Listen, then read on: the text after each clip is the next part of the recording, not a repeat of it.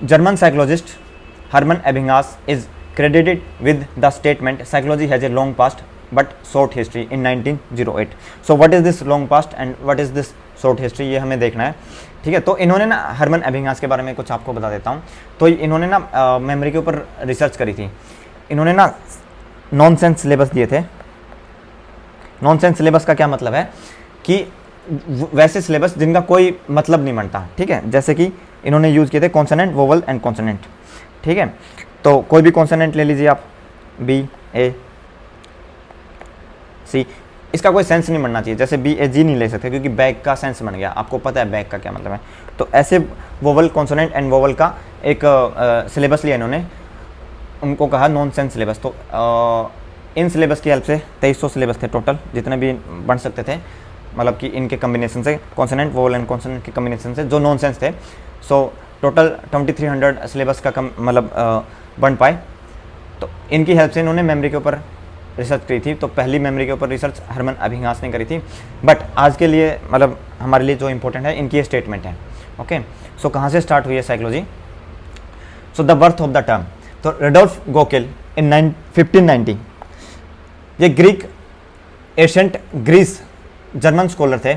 Okay, तो philosophers क्या होते हैं? फिलोसफर्स क्या हैं? बेसिकली ये लोग थिंकर्स थे। जैसे हमारे यहाँ ऋषि मुनि थे ना, तो ग्रीस में, या फिर जो ग्रीक एक जगह का नाम था, वहाँ पे ना दे अप्लाई रीजनिंग, और वो ऐसे रीजनिंग अप्लाई करके ना दे गिव सर्टेन फिनोमेनाज, और वो रीजनिंग देते थे कि एक्स चीज़ ऐसे है तो क्यों है, ठीक है, उसके पीछे रीजनिंग देते थे। उनमें से जैसे मोस्ट फेमस हैं एरिस्टोटल, प्लेटो एंड सोक्रेट्स, जिनको हिंदी में सुकरात बोलते हैं, ठीक है। तो रुडोल्फ गोकेल इन्होंने 1519 में साइकोलॉजी वर्ड है ना, इसका पहली बार यूज़ किया था, ठीक है। तो ये पूछ लिया जाता है दोस्तों। तो जो साइकोलॉजी वर्ड है हमारे पास दो ग्रीक वर्ड से आया है। वो ग्रीक वर्ड कौन कौन से हैं? Psyche and logos. अब कहीं पर भी आपको लोगोस जो वर्ड दिखे ना, इसका मतलब होता है टू स्टडी, कि हम कुछ स्टडी करना चाहते हैं, टू स्टडी समथिंग। अब इसके आगे जो वर्ड लगा होगा, इसके प्रीफिक्स में जो वर्ड लगा होगा, वो डिसाइड करेगा what we want to study. Psyche का मतलब होता है, लिटरल मीनिंग साइकी का जो मतलब था उस टाइम पे, सोल। ओके, सोल मतलब आवर स्पिरिट, जो हम आत्मा का जिक्र करते हैं ना, that is the literal meaning of psyche. अगर आपसे कहीं पूछे जाए किसी भी ऑब्जेक्टिव क्वेश्चन में कि what is the literal meaning of psychology, तो it was the study of soul. Okay, तो soul this refers to non physical essence that animate a person. Okay, soul, हमें सोल का कॉन्सेप्ट हम सबका clear कि soul क्या होती है। So Rudolf Goeckel use the word psychology first time in 1590। Okay, so definition of psychology. Today psychology can be defined as scientific study of behavior, mental processes and experiences. Scientific study का क्या मतलब है कि हम इसको objectively पढ़ना चाह रहे हैं। ओके, साइंटिफिक स्टडी का मतलब ये है कि हम सर्टेन कुछ पैरामीटर्स हैं जो कि हमको चेक करने पड़ते हैं। वो पैरामीटर चेक्स हैं ना, तो हम कह सकते हैं कि this study is scientific and this study is non scientific. Okay, तो हम उन सारे पैरामीटर्स जैसे एक्सपेरिमेंट करते हैं, ऑब्जेक्टिवली स्टडी करना चाह रहे हैं चीज़ों को। ओके, तो साइकोलॉजी को हम with the help of experimentations study करते हैं, with the help of research. तो it is the scientific study of behaviour, mental processes and experience. So this definition ये आज के टाइम पे है हमारे पास। इससे पहले हमारे पास साइकोलॉजी की बहुत सारी डेफिनेशन हैं, कि मतलब साइकोलॉजी की जो डेफिनेशन है इवॉल्व हुई है, it's not the first definition. तो सबसे पहले अर्ली डेफिनेशन क्या है साइकोलॉजी की? It was the science of soul, ठीक है। अर्ली फिलोसफिकल डेफिनेशन ये थी। तो सोल का कोई तो दो चीज़ें आपको याद रखें, tangible and non tangible.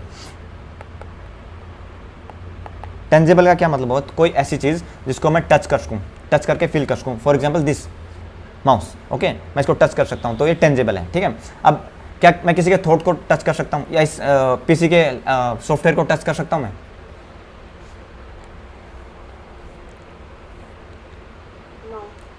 So this is a non tangible thing. Okay, so soul was a non tangible thing. तो ये एक प्रॉब्लम आई कि हम how do we study soul. तो इन्होंने क्या किया कि दे डिस्कार्ड दिस डेफिनेशन कि नहीं, psychology is not the study of soul, we don't want to study soul, कि काफ़ी मतलब धीरे धीरे इवॉल्व हुई है। देन दे सेड कि science it is the science of mind. Okay, इन्होंने फोकस को शिफ्ट कर दिया माइंड की तरफ। फिर माइंड के साथ भी सेम प्रॉब्लम थी उस टाइम पे, वी हैव नो प्रूफ कि माइंड एग्जिस्ट करता है कि नहीं करता, ठीक है। आज के टाइम पे जैसे कोग्निटिव साइकोलॉजी है, तो हमारे पास अच्छे खासे प्रूफ हैं कि माइंड डू एग्जिस्ट। सो इन्होंने इस डेफिनेशन को भी डिस्कार्ड कर दिया। Then we have science of consciousness, फिर स्ट्रक्चरलिज्म एंड फंक्शनलिज्म आए एंड सिगमंड फ्रॉइड, उस टाइम पे they use to define psychology as science of consciousness. Okay, अब कॉन्शियसनेस काफ़ी सब्जेक्टिव होती है, ऑब्जेक्टिवली इसको पढ़ना और स्टडी करना मुश्किल था, तो फिर बिहेवियरिज्म आया जिन्होंने ये कहा कि it is the science of behaviour. Okay, तो मॉडर्न डेफिनेशन में हम अभी हम क्या करते हैं, बिहेवियरिज्म को तो लेते हैं जो बिहेवियरिज्म की definition, it is the scientific study of behaviour, but today we know that is the, हम इसमें मेंटल प्रोसेस भी पढ़ते हैं एंड एक्सपीरियंस भी पढ़ते हैं। Okay, so it is the scientific study of behaviour, mental processes and experiences. Okay, so psychology today is often defined as the scientific study of behavior and mental processes and experience. Okay, now what is behavior? So behavior क्या है? So behavior is everything or anything that human beings or any animal or any organism does that can be observed in some way, किसी न किसी वे में हम उसको observe कर सकें। In other words, behavior include all the actions and responses of organisms that can be measured directly और indirectly. ठीक है, जिसको हम या तो डायरेक्टली मेजर कर सकें या इनडायरेक्टली मेजर कर सकें। तो बिहेवियर को इस डेफिनेशन के अकॉर्डिंग टू टाइप्स में डिवाइड किया जा सकता है, that is covert behaviour. Covert behaviour जो कि छुपा हुआ है, जिसको हम डायरेक्टली ऑब्जर्व नहीं कर सकते, डायरेक्टली मेजर नहीं कर सकते। जैसे कि आपकी थिंकिंग, क्या मैं बता सकता हूँ आप अभी सोच रहे हो कि नहीं सोच रहे, या कोई आपका थॉट प्रोसेस है या प्रॉब्लम सॉल्विंग चल रही है आपके माइंड में, है ना। कोवर्ट मतलब कवर्ड, सी से कोवर्ट, सी से कवर्ड। अब ये कवर्ड है, we can not directly observe it. Okay, so one type of behaviour is covert behaviour and other type of behaviour is overt. Overt मतलब जिसको हम डायरेक्टली ऑब्जर्व कर सकें, फॉर एग्जाम्पल रनिंग और जैसे कि आप लोग अभी कुछ लिख रहे होगे, है ना, राइटिंग और सिटिंग। ठीक है, तो जो बिहेवियर ऑब्जर्वेबल हो, डायरेक्टली ऑब्जर्वेबल हो, उसको हम ओवर्ट बिहेवियर कह रहे हैं। क्या आप लोगों को ये बात क्लियर है दोस्तों? ओके, कोई कोवर्ट का एग्जांपल दे सकते हो अपार्ट फ्रॉम थिंकिंग? जो लोग नए हैं उनमें से, जो पहली बार ये क्लास लगा रहे हैं।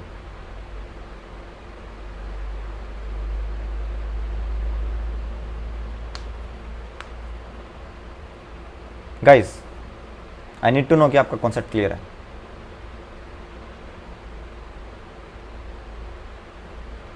रीजनिंग है ना, मेंटल रीजनिंग जो हम करते हैं, problem solving, your thoughts, this और योर ऑल मेंटल प्रोसेस, जितने भी मेंटल प्रोसेस है ना आपकी, सारी कोवर्ट बिहेवियर का एग्जांपल है। Okay, now in simple terms we can define behaviour और इन बायोलॉजी और psychology, stimulus in behaviour can be understood as response to stimulus. Okay, so behaviour क्या है, स्टिमुलस की तरफ रिस्पॉन्स होता है।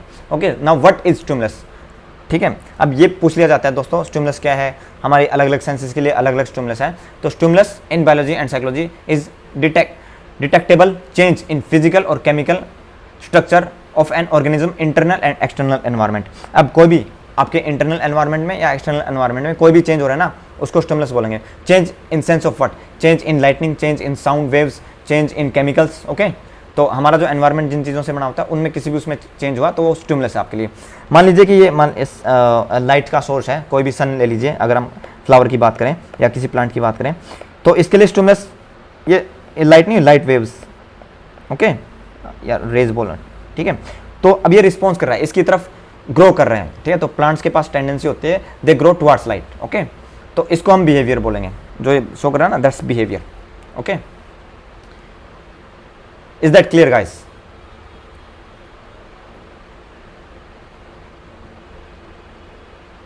हेलो, दोस्तों क्या हम कनेक्टेड है? ठीक है, ठीक है, ठीक है। Okay, now general characteristics of human behaviour, कि हमारा बिहेवियर किन किन चीज़ों से इन्फ्लुएंस होता है। तो बायोलॉजिकल जो फैक्टर्स हैं वो इन्फ्लुएंस करते हैं, जैसे कि हमारे न्यूरोट्रांसमीटर्स या हार्मोन्स। कल्चरल फैक्टर इन्फ्लुएंस करते हैं हमारे बिहेवियर को। सोशल फैक्टर इन्फ्लुएंस करते हैं। Environmental factor, past experience, motivation, emotions. तो इमोशंस को हम अफेक्ट बोलते हैं। ठीक है, तो साइकोलॉजी में 3 टर्म्स आपको याद रखनी है, ए, बी एंड सी। ठीक है, ध्यान से, ये बहुत इंपॉर्टेंट है। A for affect, B for behaviour and C for cognition. Now what is affect? affect is other term for your emotions. Okay, behavior is your response and cognition is all your mental processes, your higher mental processes. तो A B C of psychology is what? affect, behavior and cognition. तो ये कई बार मतलब ये important concept है और बहुत ही basic है, आपको पता होना चाहिए, ठीक है। तो बिहेवियर को कई बार हम क्या बोलते हैं, कॉग्निशन भी बोलते हैं, कॉग्निशन और कॉग्निशन में कंफ्यूज मत करना। Cognition is your mental processes and cognition is your response और behaviour, your actions, okay, and affect is your emotions. Is that clear guys? Okay, now हमारे बिहेवियर में कॉम्प्लेक्सिटी होती है, it varies from simple to complex. बहुत ही simple से बहुत ही complex behaviour भी हम शो करते हैं। सिंपल बिहेवियर जैसे कि पिकिंग ए पेन, और कॉम्प्लेक्स बिहेवियर में क्या गया, जैसे कि प्लेइंग ए गिटार और playing a piano, okay. Repairing A car is also a complex behaviour. Simple behaviour is just one behaviour, just your response to a stimulus. Complex behavior is mix of simple behaviors, okay. When you add certain or some simple behavior, it will become complex behavior. Then we have individual differences in our behavior. It varies person to person or group to group, and we have some similarities. For example, removing a dust particle from your eye, ठीक है। अगर किसी के भी आंख में कोई dust particle चला गया तो हम सभी रिमूव करेंगे। सो this is the similarity. Purpose and goal directed होता है, हमारा बिहेवियर पर्पसफुल होता है एंड गोल डायरेक्टेड होता है। चेंजेबिलिटी होती है हमारे बिहेवियर में, इट्स नॉट जैसे रिजिड नहीं होता, ठीक है। It is kind of relatively permanent, okay. It is permanent behaviour, हमारा परमानेंट सिमिलर होता है, बट चेंजेबल, चेंज के स्कोप होते हैं इसके अंदर। स्टेबिलिटी होती है बट रिलेटिव स्टेबिलिटी बोलेंगे, ठीक है।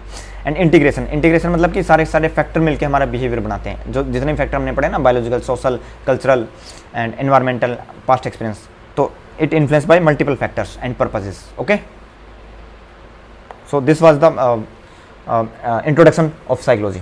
तो साइकोलॉजी क्या है, कैसे हम पहुँचे यहाँ तक, पहले सोल, फिर mind, consciousness, then behaviour, okay. और जब कोग्निटिव साइकोलॉजी आ गई और ह्यूमनिस्टिक साइकोलॉजी आ गई ना, तो हमने क्या कह दिया, psychology is the scientific study of behaviour, mental processes and experiences, okay guys, okay. Now issues and debates in psychology. तो हम हमारे साइकोलॉजी में कुछ इश्यूज एंड कुछ डिबेट्स हैं। तो जैसे ग्रुप्स बने हुए हैं, दो ग्रुप्स बने हुए हैं जनरली, ठीक है। एक ग्रुप कोई एक आर्ग्यूमेंट देगा, दूसरा ग्रुप कोई दूसरा आर्ग्यूमेंट दे रहा है, ठीक है। तो इन दोनों आर्ग्यूमेंट के कुछ ना कुछ प्रूफ और कुछ ना कुछ प्रोज एंड कॉन्स हैं। तो अभी हम समझते हैं कौन कौन से इश्यूज हैं। तो सबसे पहले हमारे पास है nature versus nurture. Nature deals with your genes and heredity factors, okay, and nurture deal with your how you कि आपका पालन पोषण कैसे हुआ है, ठीक है। आपके सराउंडिंग, आपकी कल्चर, आपका एनवायरनमेंट कैसा है, ठीक है, आपका चाइल्डहुड एक्सपीरियंस कैसे हैं। तो दैट इज नर्चर, हाउ कि आपको नर्चर कैसे किया गया। Nature deal with your genetic component, okay, genotypes and your heredity factors, जो आपके पेरेंट्स से आपको मिला है। तो ये जो टर्म थी ना, फ्रांसिस गाल्टन ने कॉइन की थी। फ्रांसिस गाल्टन बहुत ही इंपॉर्टेंट साइकोलॉजी में एक की फिगर है। इन्होंने नेचर वर्सेस नर्चर टर्म दी थी। यूजेनेसिस का एक कॉन्सेप्ट है जो कि हम फ्यूचर में पढ़ने वाले हैं। एंड इन्होंने क्या किया था, ये साइकोमेट्रिक के फादर जाने जाते हैं, ओके, ठीक है। तो आज के लिए हमारे लिए इंपॉर्टेंट ये है कि इन्होंने जो टर्म कॉइन की थी वो थी नेचर वर्सेस नर्चर। और इन्होंने एक बुक लिखी थी, हेरिडिटी जीनियस, 1869 में, ओके। चार्ल्स डार्विन के कजन थे ये। Now nature, genetic foundation, nature जिक्र करती है जेनेटिक फाउंडेशन का, इवोल्यूशनरी पर्सपेक्टिव का। जेनेटिक डिटर्मिनिज्म का क्या मतलब है कि हमारा बिहेवियर डिटरमाइंड होता है, कि पहले से ही तय होता है कि हम कैसे बिहेव करेंगे किसी सर्टेन सिचुएशन में, okay. And it is genetically program growth, okay. थोड़ा हम डिटेल में समझने वाले हैं। तो अभी नर्चर को एक बार समझते हैं। Nurture means our environment. ये आर्ग्यूमेंट क्या कहता है कि environment shape our behaviour, okay. जैसे कि मतलब कि आपकी रेयरिंग कैसी हुई है, ठीक है, आपका पालन पोषण कैसा हुआ है। तो ये कहता है कि नहीं, हमारा जो बिहेवियर है ना एनवायरनमेंट से इन्फ्लुएंस होता है। नेचर वाले क्या कहते हैं, हमारा जो बिहेवियर है जेनेटिक डिटरमाइंड, कि हम कितनी कैसे बिहेव करेंगे, वी गोना बिहेव एंग्रली और कामली इन ए पर्टिकुलर सिचुएशन और नॉट। नर्चर क्या कहेगा कि आपको सीख कैसे मिली है, तो वैसे ही आप बिहेव करोगे, ठीक है। अगर आपको सीख मिली कि आप काम रहना चाहिए तो आप काम रहोगे, अदरवाइज अगर आपको ये सीख मिली है, आपने ये ऑब्जर्व किया कि एंगर शो करना चाहिए तो आप एंगर शो करोगे, okay.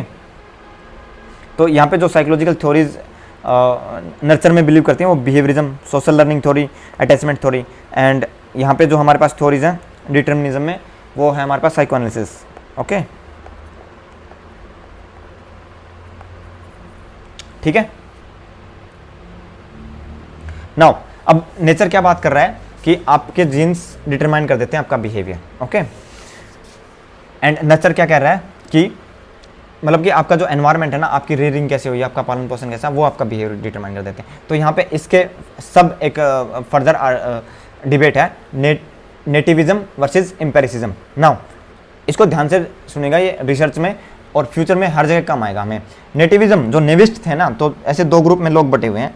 So one group is of nativists और एक ग्रुप एम्पेरिसिस्ट का ग्रुप है, ठीक है। नेविटिज्म क्या आर्ग्यू करता है, ये कहता है कि हमारे पास ना इनबोर्न नॉलेज होती है, we have knowledge by birth, okay. Innate knowledge, ये इनेट नॉलेज का जिक्र करते हैं। जैसे कि मान लीजिए कि एक्सपीरियंस क्या करेंगे, उस नॉलेज को अनलॉक कर देंगे बस, ठीक है। एम्पेरिसिस्ट क्या कहेंगे, ये बात करेंगे कि हमारा जो ब्रेन है या हमारा माइंड है वो ब्लैंक स्लेट की तरह है, ब्लैंक स्लेट, ओके। इस पर कुछ नहीं लिखा हुआ, हम बाद में with the help of sensory experience knowledge acquire करते हैं, ओके। तो एम्पेरिसिस्ट क्या कहते हैं, सेंसरी एक्सपीरियंस। एंड नेविस्ट क्या जिक्र करते हैं, we have innate knowledge, we have knowledge by birth. क्या ये कॉन्सेप्ट आपको समझ में आया, क्या ये जो ग्रुप आप लोगों को समझ में आया, एक ग्रुप क्या डिबेट कर रहा है और दूसरा ग्रुप क्या बात कर रहा है, बताइए।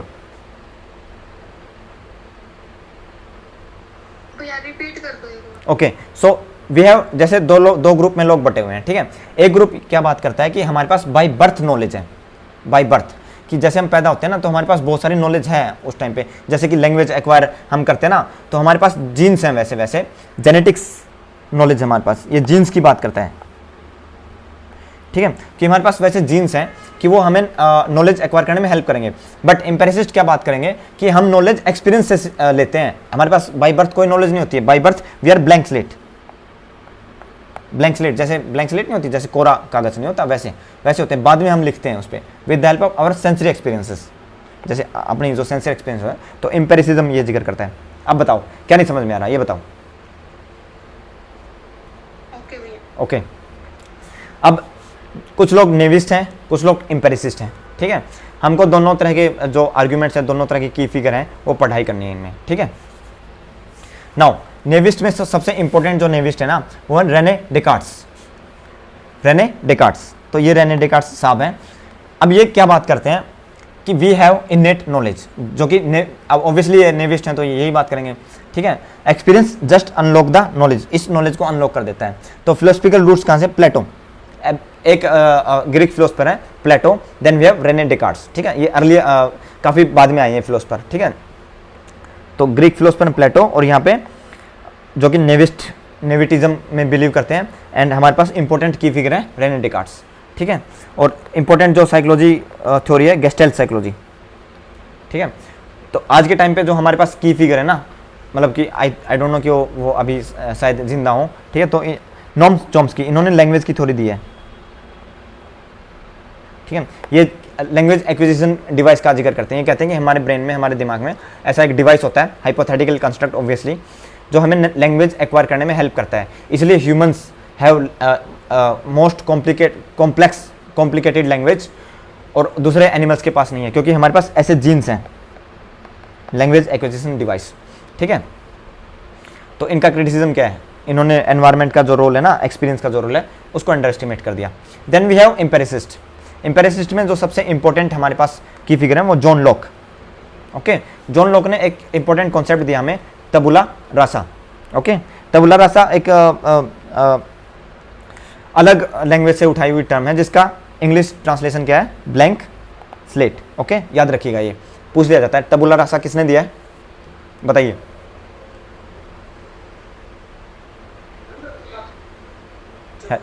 John Locke okay.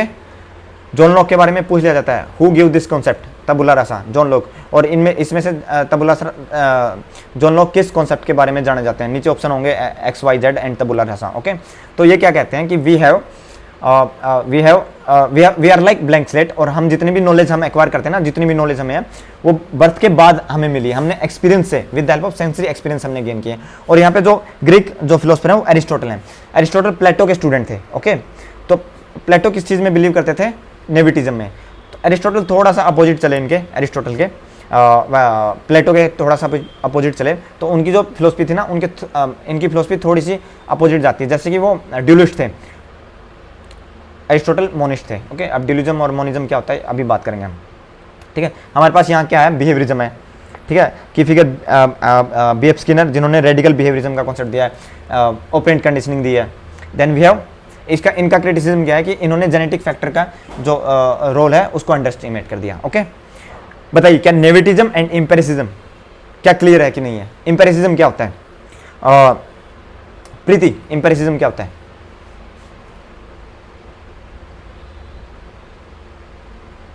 ओके खुशी, एम्पेरिसिज्म क्या होता है?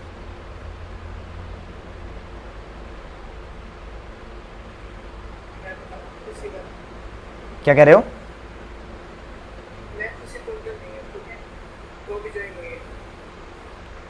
अपना माइक ऑफ कीजिए। किसका माइक ऑन? किसी का माइक ऑन है? प्लीज माइक ऑफ कीजिए गाइस। ईसा, एम्पेरिसिज्म क्या होता है? आई होप कि आप लोग ज्वाइंड हो। आई डोंट नो, मेरे को पता नहीं चल रहा। जैसे जो मेरे को दिख रहा है स्क्रीन पे वही, मतलब वही दिख रहा है, मतलब जो आप लोगों को दिख रहा है ना।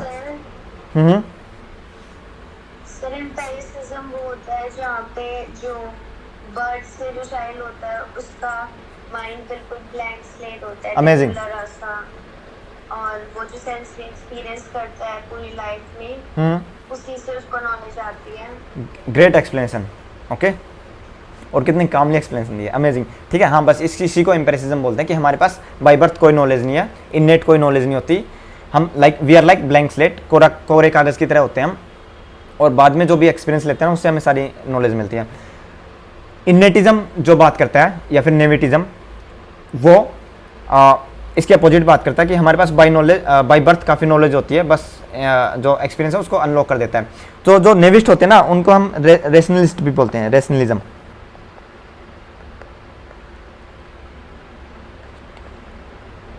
ओके। रेशनलिस्ट भी होते हैं ये, ठीक है। इसी का दूसरा नाम है नेविटिज्म का। बिल्कुल एग्जैक्टली सेम तो नहीं है बट सिमिलर है, ठीक है। तो याद रखिएगा रेशनलिज्म एंड नेविटिज्म एक ही बात होती है, ठीक है ओके। नाउ मॉडर्न पर्सपेक्टिव क्या बात करता है कि मॉडर्न पर्सपेक्टिव ये जिक्र करता है कि genes are important but environment भी उसके अंदर इन्फ्लुएंस करता है, ठीक है। तो जीन एनवायरनमेंट इंट्रैक्शन होता है और दोनों मिलके knowledge, there are some innate knowledge and मतलब बहुत ज़्यादा नहीं होती है, और बहुत सारी नॉलेज हम बाय एक्सपीरियंस भी गेन करते हैं, ठीक है।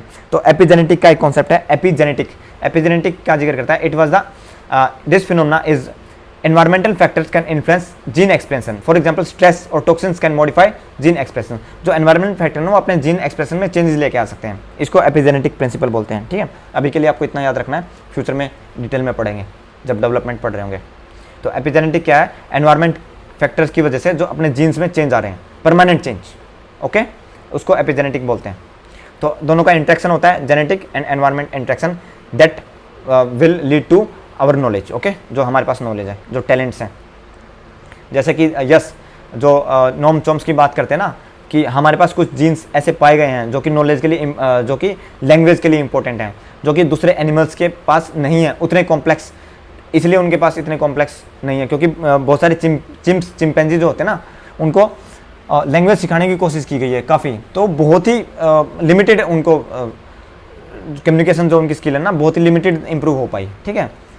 तो देयर आर एविडेंस कि जेनेटिक नॉलेज होती है हमारे पास, मतलब कि इननेट नॉलेज होती है। तो जैसे कि लैंग्वेज एक्विजिशन के ऊपर डिबेट है काफ़ी, तो B.F. स्किनर बिहेवियरिज्म के अंदर आते हैं, बिहेवियरिस्ट हैं ये, एम्पेरिसिज्म को फॉलो करते हैं। तो ये क्या कहते हैं कि लैंग्वेज लर्निंग का जिक्र करते हैं कि हम ना इमिटेट एंड रेनफोर्समेंट से लर्न करते हैं बर्थ के बाद, हमारे पास कोई जेनेटिक और ऐसा कुछ नहीं है, ठीक है। सारी की सारी जो लैंग्वेज हम सीखते हैं with the help of reinforcement या फिर जो इनकी जो ऑपरेंट कंडीशनिंग है उसकी हेल्प से सीखते हैं। अब नोम चॉम्स्की ये नेविस्ट हैं, ये जिक्र करते हैं लैंग्वेज एक्विजिशन डिवाइस का कि इनेट मेंटल स्ट्रक्चर होता है हमारे पास लैंग्वेज एक्विजिशन के लिए, ठीक है। यूनिवर्सल ग्रामर मतलब कि इनेट अंडरस्टैंडिंग होती है हमारे पास ग्रामेटिकल रूल्स को समझने के लिए, ओके। तो बट आज के टाइम पे हमें पता है कि मतलब काफ़ी पुरानी डिबेट्स हैं, 100 साल पुरानी डिबेट्स हैं।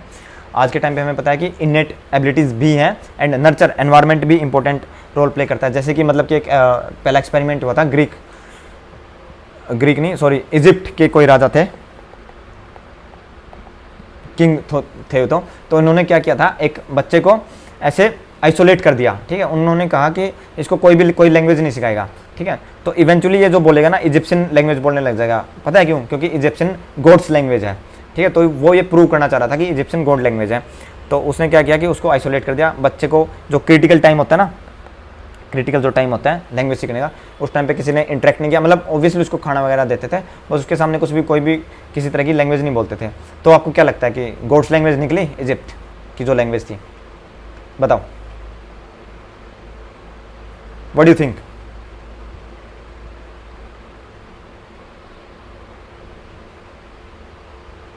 No cognitive resources guys. अच्छा ये बताओ, थिंकिंग कोवर्ट बिहेवियर की ओवर्ट बिहेवियर है, ये तो बता दो। हाँ तो अब ये बताओ कि आपको क्या लगता है कि क्या हुआ होगा? क्या उस बच्चे को मतलब कि इजिप्शियन आ गई होगी अपने आप? हाँ नहीं आई होगी ना, ऑब्वियसली, क्योंकि इंटरेक्शन जरूरी है लैंग्वेज सीखने के लिए। लैंग्वेज के का एक्सपोजर होना बहुत ज़रूरी है। हमारे पास जीन्स हैं जो हमें लैंग्वेज सीखने में हेल्प करते हैं, बट जो हमारा नर्चर बहुत ही इंपॉर्टेंट रोल प्ले करता है कि हम कैसी लैंग्वेज सीखेंगे, किस कॉम्प्लेक्सिटी से सीखेंगे, कितनी लैंग्वेज सीखेंगे। सो इंटरेक्शन पर्सपेक्टिव आज के टाइम पे हम बिलीव करते हैं, ओके। मॉडर्न व्यू हमारा यही है। नाउ हमारी अगली अच्छा ये डिबेट समझ में आई आपको?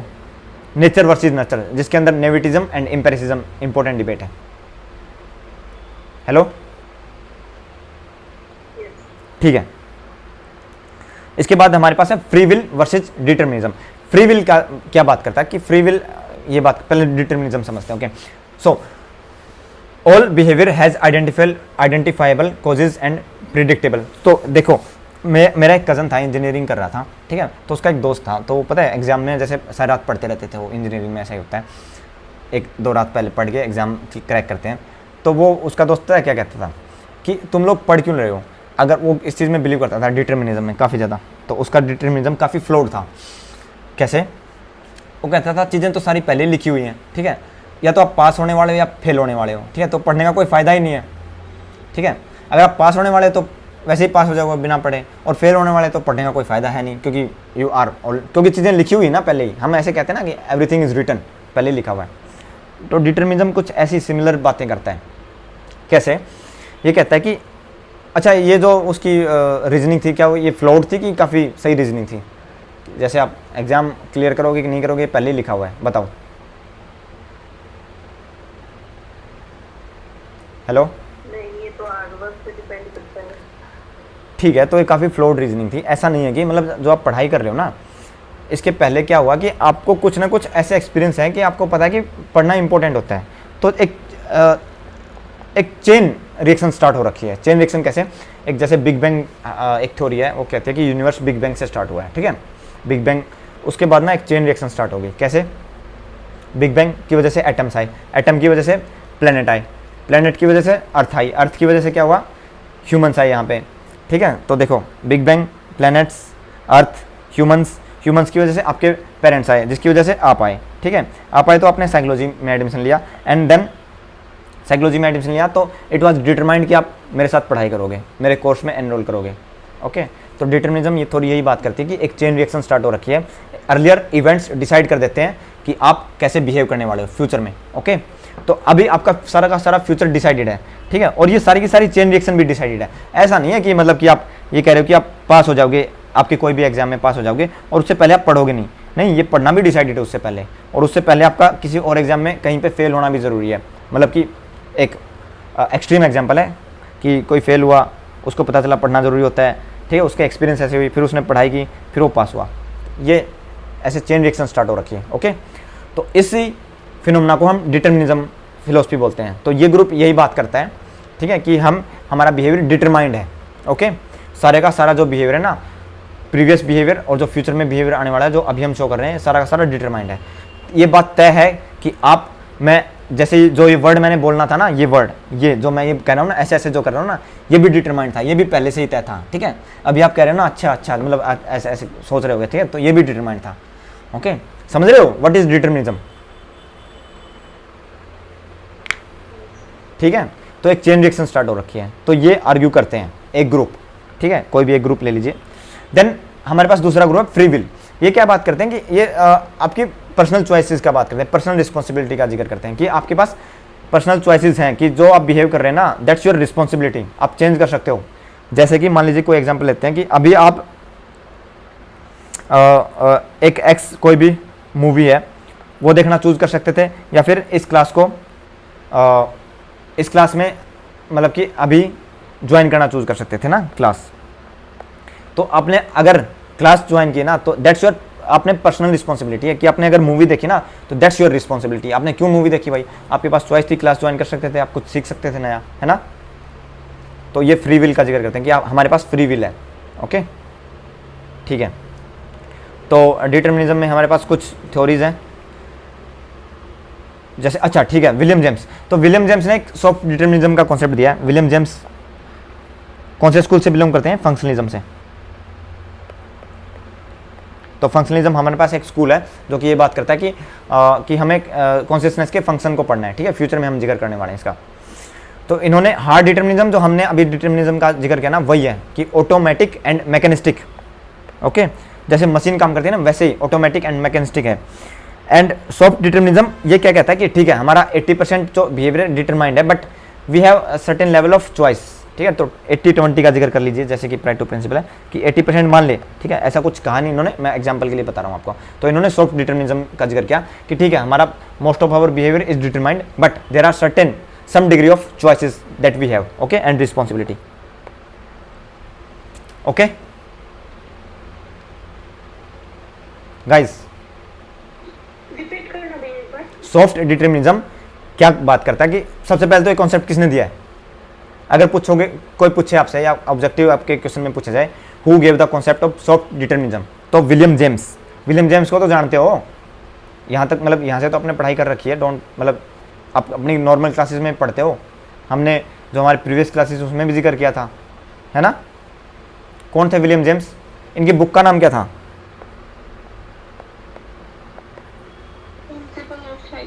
Okay, amazing. तो इन्होंने सॉफ्ट डिटर्मिनिज्म का कॉन्सेप्ट दिया। इन्होंने कहा है कि ओके, हमारा बिहेवियर डिटरमाइंड है, बहुत सारा बिहेवियर डिटरमाइंड है, बट हमारे पास सर्टेन कुछ डिग्री ऑफ चॉइसेस भी हैं। ठीक है, तो 80% डिटरमाइंड है और कुछ डिग्री ऑफ चॉइसेस का भी जिक्र किया इन्होंने। कुछ चॉइसेस हैं हमारे पास, थोड़ी थोड़ी चॉइसेस हैं, ठीक है। तो ये बैलेंस का जिक्र करते हैं, both determinism and personal responsibility. नहीं समझ में आएगा? मतलब कुछ क्या नहीं समझ में आया इसमें आपको? बस इन्होंने थोड़ा सा फ्री विल ऐड कर दिया इसमें, तो उसको सॉफ्ट डिटर्मिनिज्म कहा इन्होंने। Guys, hello hello hello,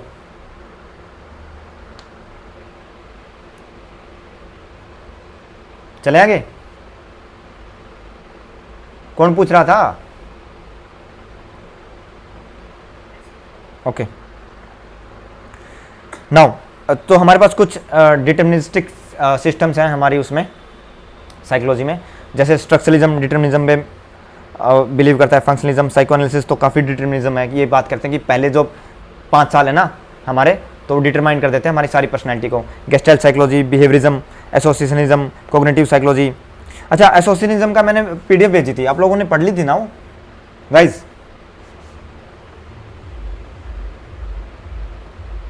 hello, अगर आपने वो PDF नहीं पढ़ी है ना, तो प्लीज़ उसको पढ़ लेना, ठीक है। एसोसिएशनिज्म में से जो इंपॉर्टेंट कॉन्सेप्ट थे मैंने क्लियर करवा दी थी, दोबारा भी क्लियर करवाऊंगा मैं ऐसी क्लासेस में बीच बीच में, बट वो PDF पढ़ लेना, वो इंपॉर्टेंट है। उसमें बहुत सारे फिलोसफर्स हैं, जिसमें से कुछ फिलोसफर्स के बारे में पहले पूछा जा चुका है, तो इट इज़ इम्पोर्टेंट कि आप उसको कंप्लीट करें, क्योंकि बाकी फिलोसफर्स के बारे में भी पूछा जा सकता है। Then we have cultural psychology, neuro psychology and evolutionary psychology. ये सारे डिटर्मिनिज्म में बिलीव करते हैं, ये कहते हैं कि हमारा बिहेवियर डिटरमाइंड है। तो इनकी जो फिलोसफी है या इनकी साइकोलॉजिकल जो थ्योरीज हैं उसी के अकॉर्डिंग अलाइंड है। Okay, then we have free will. Free will में हमारे पास कौन कौन है, मतलब फ्री विल का हम जिक्र कर चुके हैं कि हमारे पास certain level of autonomous choices हैं, कि हमारी पर्सनल रिस्पॉन्सिबिलिटी है। यहाँ पे ह्यूमनिस्टिक साइकोलॉजी किसने दी है? ह्यूमनिस्टिक साइकोलॉजी कार्ल रॉजर्स यहाँ पे इंपॉर्टेंट फिगर है। एक और फिगर है क्या नाम उनका, यस मैस्लो।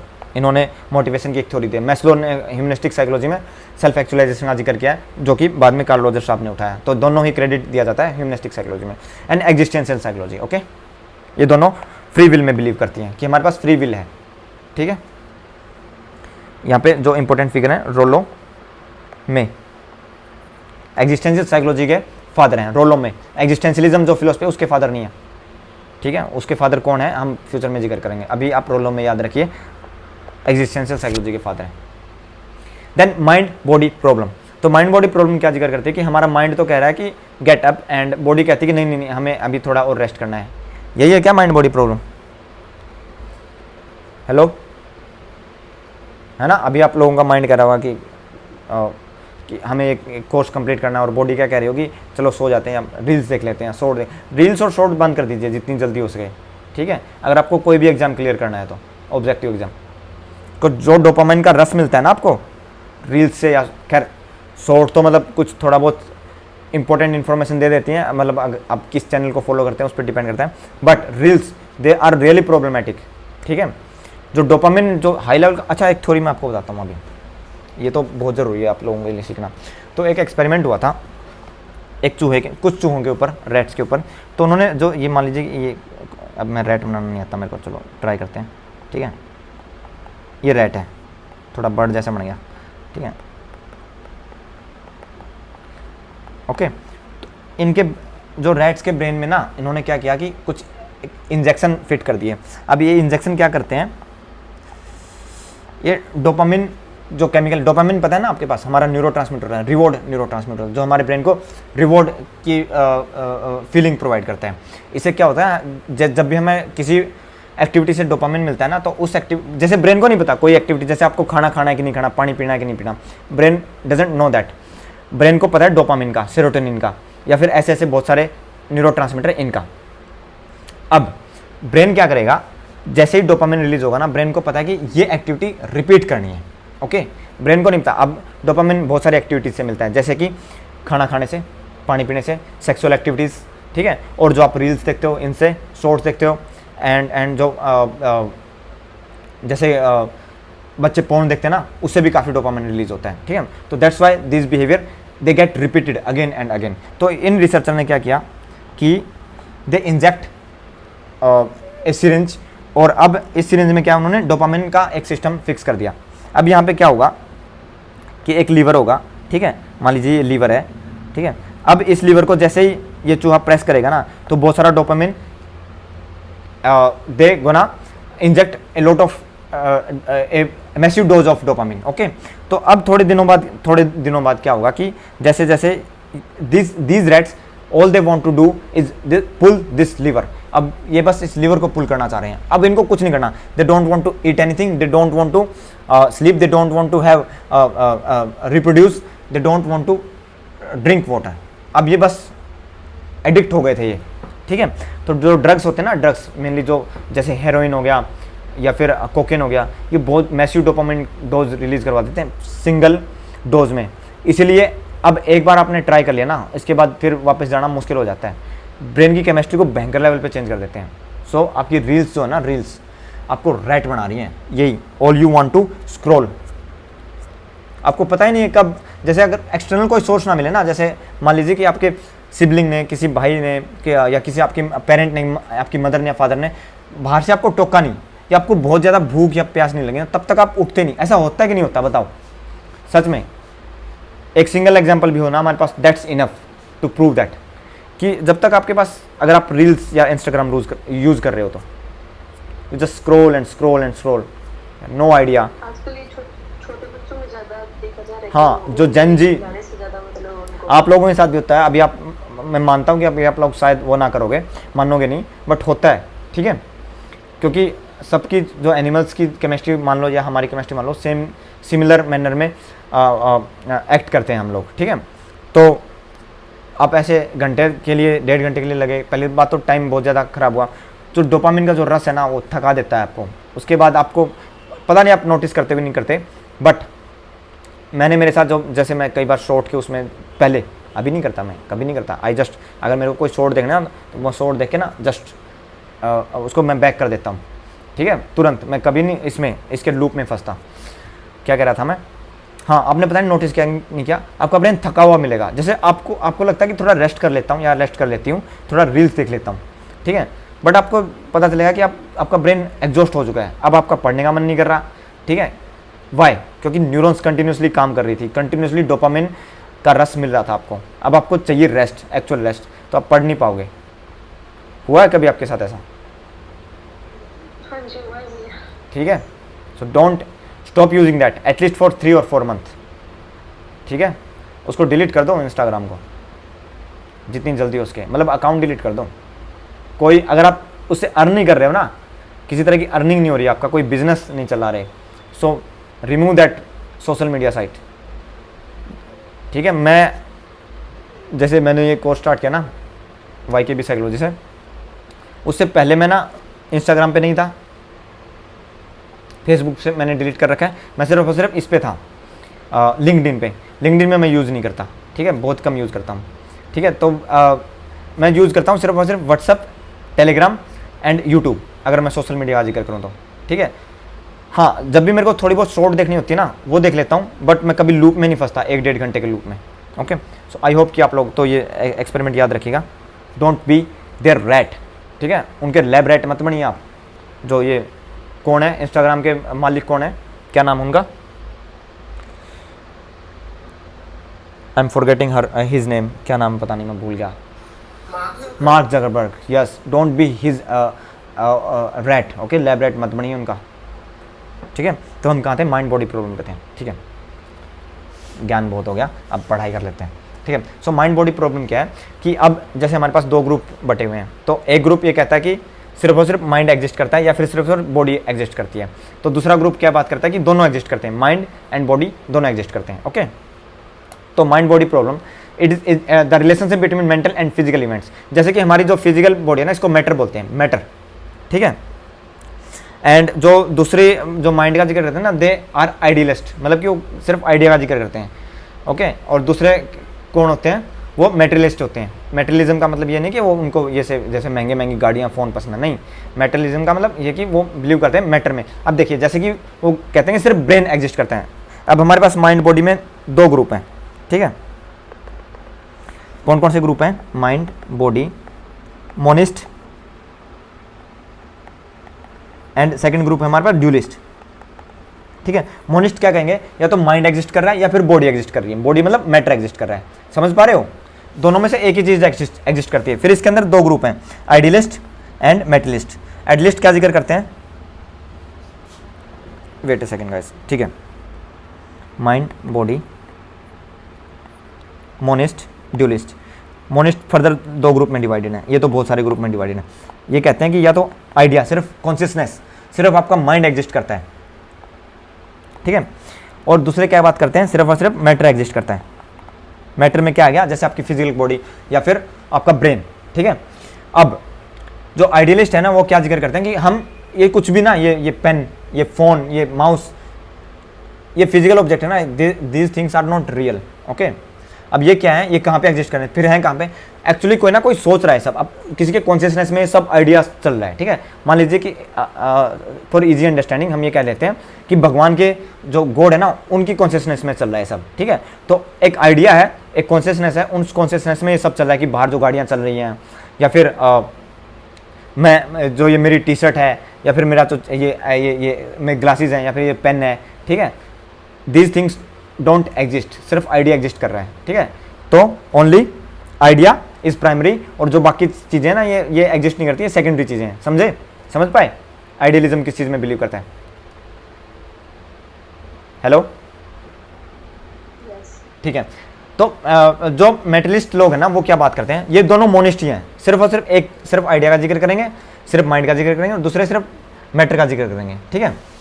ये कहेंगे कि सिर्फ और सिर्फ ब्रेन एग्जिस्ट करता है, कि जैसे न्यूरॉन्स जो हमारी फिजिकल बॉडी है तो ये सब कुछ एग्जिस्ट करता है, और जो ब्रेन की जो एक्टिविटी ना वही माइंड को बना देती है, ठीक है। तो जो फिजिकल मैटर है ना, जैसे अपना ब्रेन, दैट्स प्राइमरी, ओके, जो बॉडी प्राइमरी है, बाकी आइडिया इज सेकेंडरी, ओके, इनके लिए, समझे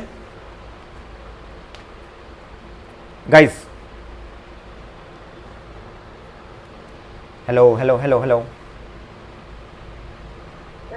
ठीक है।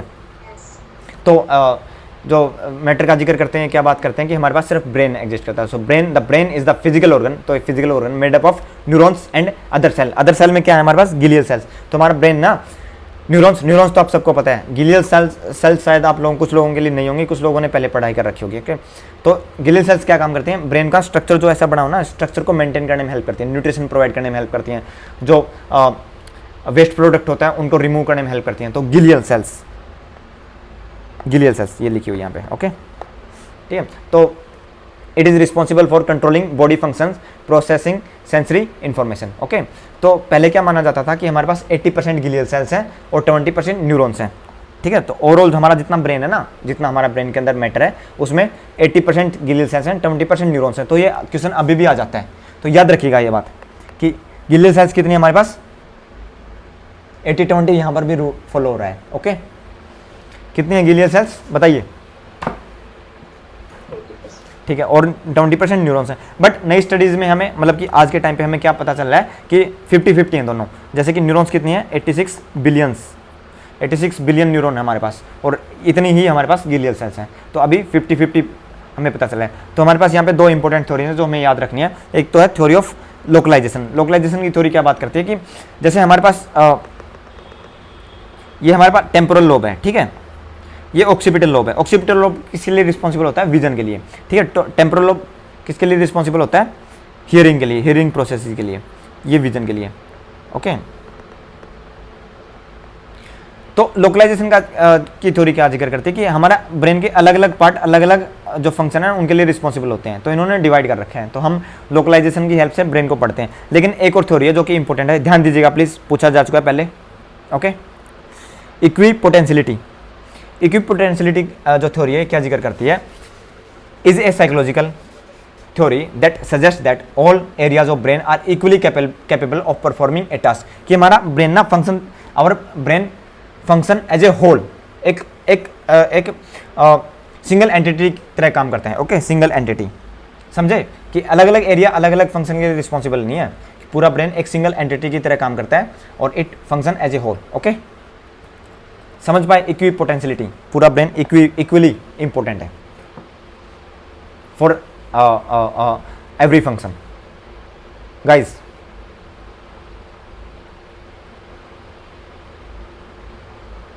माइंड बॉडी प्रॉब्लम से रिलेटेड नहीं है, बट कुछ इंपॉर्टेंट कॉन्सेप्ट हैं जो कि साथ में पूछ लिए जाते हैं, तो बता दिया। मेरे को बताइए क्या इक्विपोटेंशियलिटी का कॉन्सेप्ट आप लोगों को क्लियर है कि नहीं? Okay, then we have mind. Mind क्या है कि जैसे हमारे लैपटॉप में या हमारे पीसी में, सिस्टम में सॉफ्टवेयर होता है, वैसे ही हमारा सॉफ्टवेयर है माइंड, जो it is the subjective internal experience that include thoughts, emotions, consciousness and other mental processes, जो कि हमारी थिंकिंग होती है, तो उसको हम माइंड बोलते हैं, ठीक है। नॉन टेंजेबल है कि टेंजेबल है बताओ?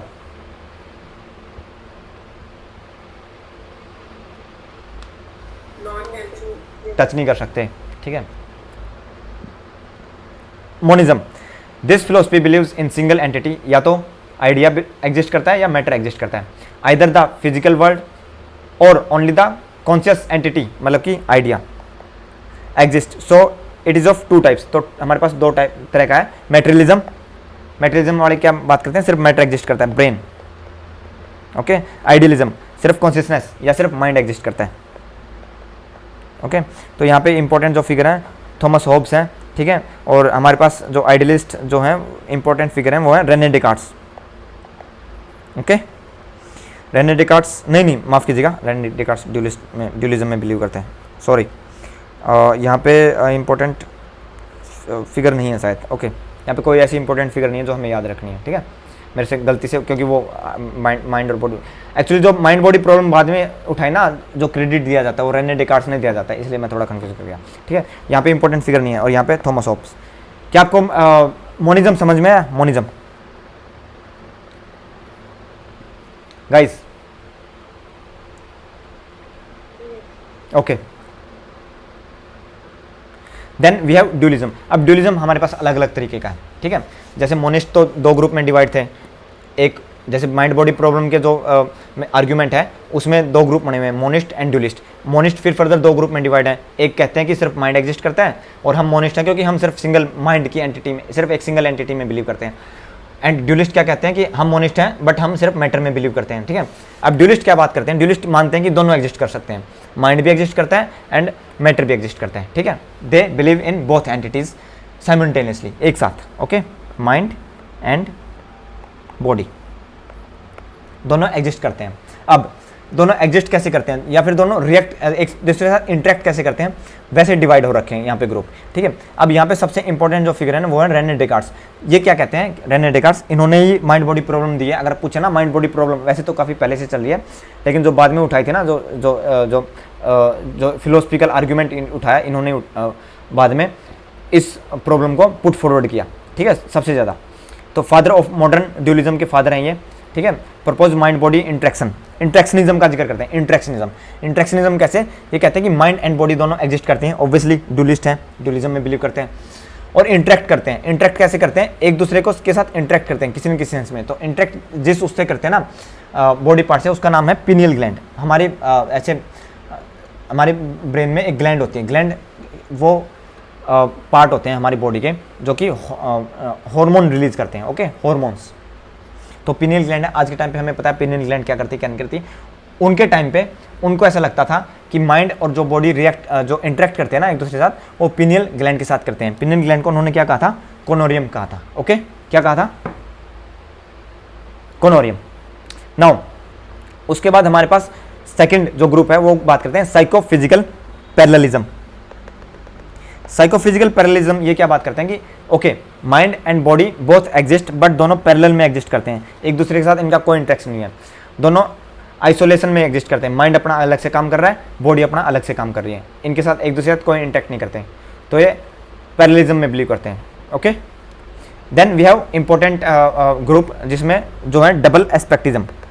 डबल एस्पेक्टिज्म क्या बात करता है कि ओके, माइंड एंड बॉडी दोनों एग्जिस्ट करते हैं बट ये दोनों एक ही एंटिटी के मतलब कि पार्ट है, ठीक है। जैसे एक सिक्के के दो पहलू होते हैं ना, कि मान लीजिए ये एक सिक्का है, इसका एक साइड माइंड है और एक साइड बॉडी है, तो ये डबल एस्पेक्टिज्म, बस इतना याद रखना है। Mind and body are the two aspect of same substance. अब कौन सा सब्सटेंस है, क्या सब्सटेंस है, उसका जिक्र नहीं किया है।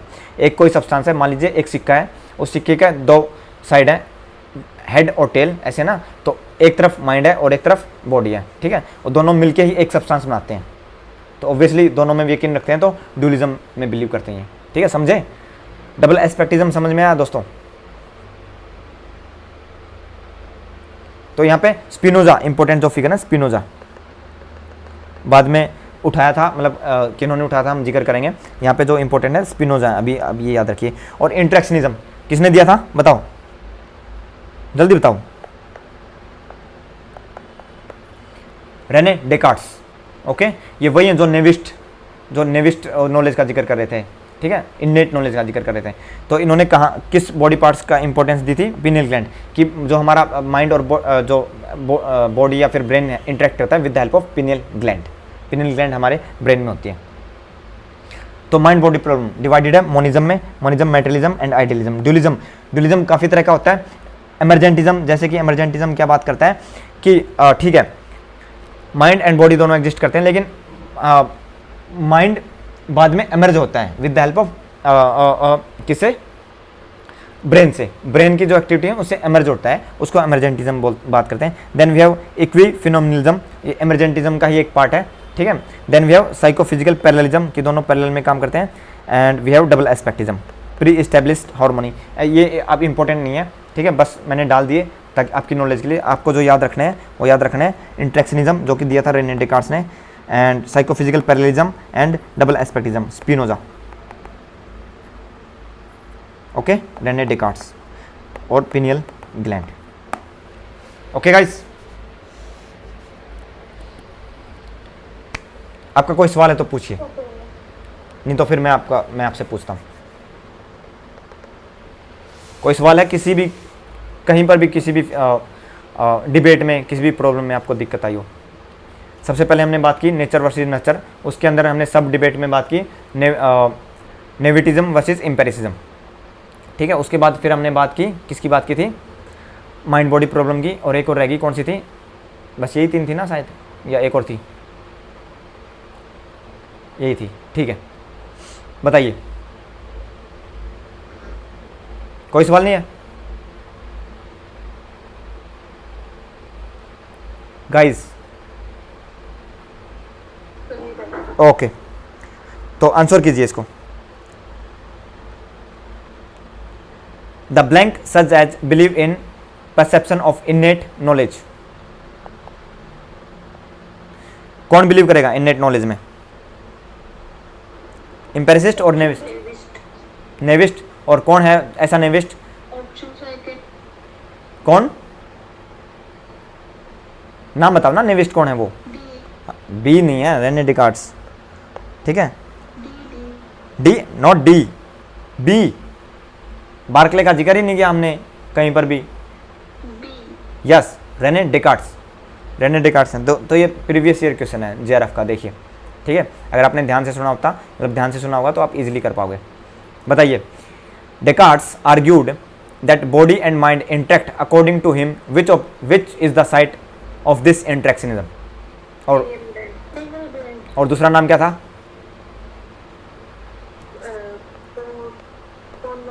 यस, कोनोरियम, ठीक है। तो पिनियल ग्लैंड और कोनोरियम को उन्होंने बताया था, ठीक है। ये कर सकते हो आप। Match the following.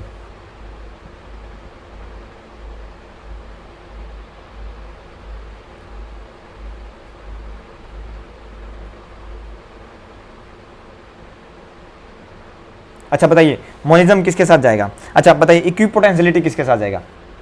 इक्विपोटेंशियलिटी, brain function as a unified whole, क्या इसके साथ जा रहा है इक्विपोटेंशियलिटी? यस, ओके, ठीक है। तो हमारे पास सी का फर्स्ट है, ओके। देख लेते हैं सी का फर्स्ट, ऑप्शन 1, एक सिर्फ इससे हो गया दोस्तों, है ना। तो एक बार समझने के लिए पूरा कंप्लीट कर लेते हैं, ठीक है। तो मोनिज्म क्या बात करता है? Mind and body consist the same substance, ठीक है। मोनिज्म जिक्र करता है कि मतलब कि एक सब्सटेंस, सिंगल एंटिटी। ये एग्जैक्टली ये नहीं कहेंगे कि मतलब कि आप लोगों को लग रहा है कि हमने मोनिज्म में कुछ और पढ़ रहा है, यहाँ पे स्टेटमेंट कुछ और दे रखी है। ये आपका कॉन्सेप्ट क्लियरिटी जानना चाह रहे हैं, ठीक है। मान लीजिए आपसे मोनिज्म वाला कॉन्सेप्ट नहीं हुआ, ठीक है। ड्यूलिज्म का जिक्र करते हैं। Dualism, brain function as a unified whole, ये तो ड्यूलिज्म नहीं है।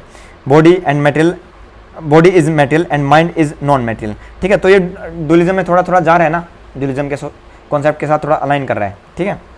तो बी का थर्ड हो गया, ए का सेकंड है, सी का फर्स्ट है। एंड रिडक्शनिज्म क्या जिक्र करता है कि मतलब अगर हमें किसी चीज़ को पढ़ाई करनी है, किसी चीज़ के बारे में, तो उसके ना जो बेसिक जो एलिमेंट्स है ना, उसमें ब्रेक कर लो। जैसे कि हम किसी भी चीज़ को, जैसे हम टेबल का एग्जाम्पल लेते हैं जनरली, कि अगर टेबल को आपको समझना है, किसी भी चीज़ को समझना है, तो उसको उसके एटम तक ब्रेक कर लो, और उसके एटम तक ब्रेक करके उसको एटम्स को समझो, आप उस टेबल की भी प्रॉपर्टी समझ जाओगे, ठीक है। या फिर आपको आपके बिहेवियर को समझना है ना, ठीक है। जैसे बायोलॉजिकल अप्रोच क्या करती है कि बिहेवियर को समझना है ना, तो उसको ब्रेक कर लो, कहाँ तक? हॉर्मोन्स तक, जीन्स तक, न्यूरोट्रांसमीटर तक और सेल्स तक। जैसे हमारी हम न्यूरॉन्स पढ़ते हैं ना, तो रिडक्शनिस्ट अप्रोच से पढ़ाई कर रहे हैं हम बिहेवियर की, ठीक है। तो रिडक्शनिज्म क्या बात करती है कि रिड्यूस कर दो बिहेवियर को to their basic elements, okay. तो ये क्या बात कर रहा है? Understanding behavioural phenomena in terms of biological principles. Biological principles क्या है? जीन्स, हॉर्मोन्स, न्यूरोट्रांसमीटर्स एंड आपकी सेल्स होगी, ठीक है, जैसे न्यूरॉन सेल होगी, ओके। तो डी का फोर्थ, सी का फर्स्ट, बी का थर्ड एंड ए का सेकंड, ओके। कोई सवाल हो तो आप पूछ सकते हो। पहला लेक्चर हमारा फिनितो।